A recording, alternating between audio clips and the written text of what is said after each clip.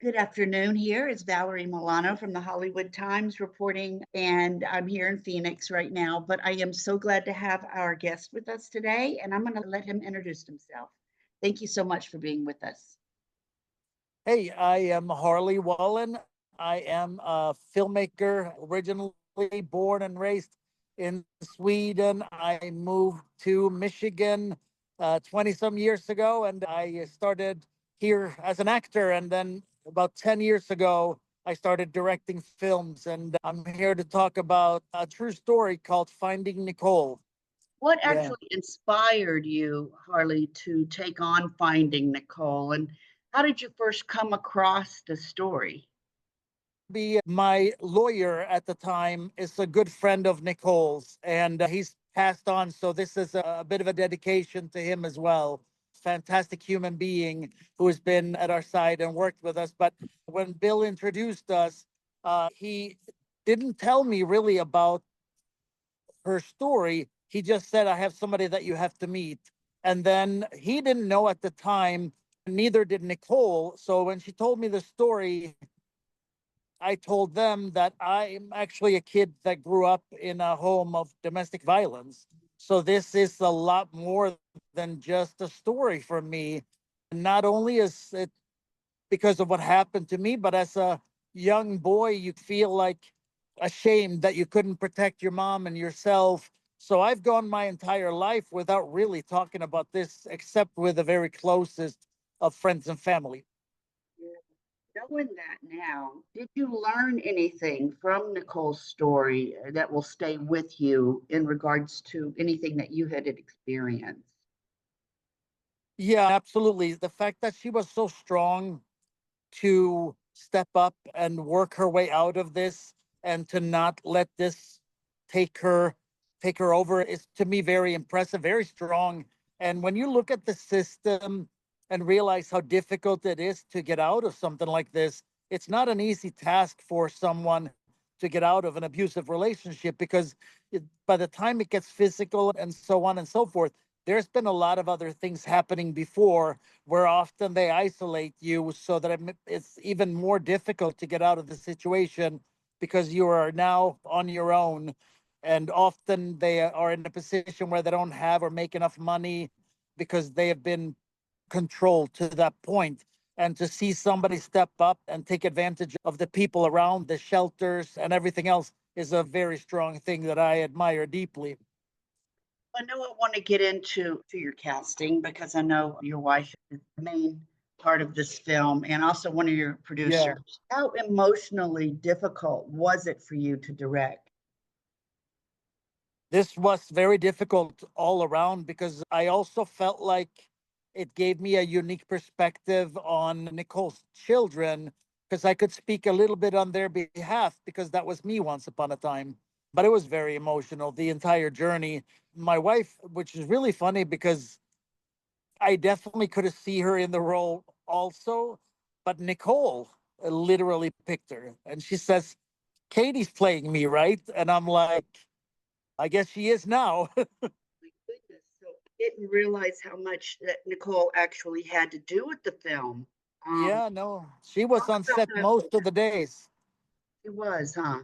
Was there any scenes that were more emotionally difficult for you to direct? I think anything where the abuse portions take place, whether it is with the children or Nicole in the story, were all very emotionally difficult. We had a therapist on set, a psychologist that was there just to talk. So before scenes, after scenes, we always made sure that there was somebody that could talk everybody into and out of what we were portraying, some pretty intense stuff. And from watching the film, I'm hoping that it came across, but we really wanted a very real feeling, almost like you were a fly on the wall in their house and to experience it. And we told it almost in a reenactment feel story so that it would feel even more real. And I think from the film festivals we went to, this has been our most awarded film so far. They really grabbed onto that and felt that made the journey even more emotionally powerful. in regards to that, what has been the reaction from, I don't know, I could say from the survivors or the advocacy groups? Have you talked to them that seen your Yeah. film?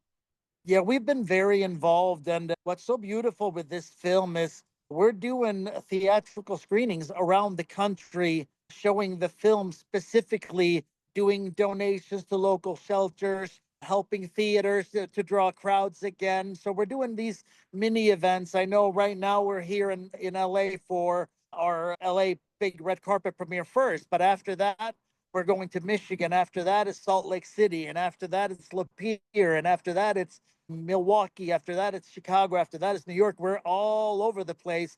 And it's all linked directly to the survivors and the shelters and the activists. Nicole herself is very active in the politics of getting better laws on the books. So, yeah, we're deeply involved with all of this.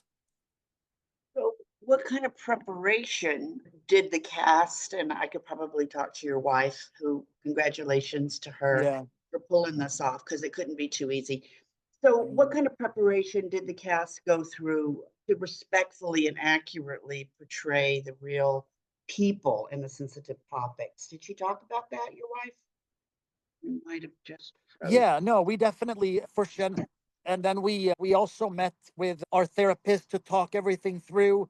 And like I said before, Nicole was very involved in the entire journey as well. So talking about all those things, Nicole and I, that our writer Jeff Calhoun, we've been a team and we've leaned on each other, whether it's Nicole on us or we on her, or our therapist Marna Robinson, who's going to be here for the premiere as well. It's been an incredible journey. Had so much support, cast and crew. We all became family, and I know they say that on a lot of films, but this was very much. We are taking on another true story next after this through Nicole's nonprofit called the Enough Initiative. We have another case and another story, and it's called Killing Jenny, and we will be filming that this summer. We'll Yeah, be looking forward to seeing more of that. I'll be looking forward to seeing all the visibility that you have with these projects that you're doing, and looking forward to meeting yeah, you and yes, everyone at your premiere very soon. And I think I want to end this because Vida Ghaffari is a writer of the Hollywood Times, or has been. And I want to thank her for introducing us. And it was a very yeah, interesting part of the film towards the end where you had her. How would you call yeah. that role that she did? What would you say about that? So when the true case of finding Nicole actually happened, we had NPR, all the different. Obviously, the big thing is that the Inside Evil, Chris Cuomo came out and spent a week with her in court and everything else, and made that really powerful episode on Inside Evil.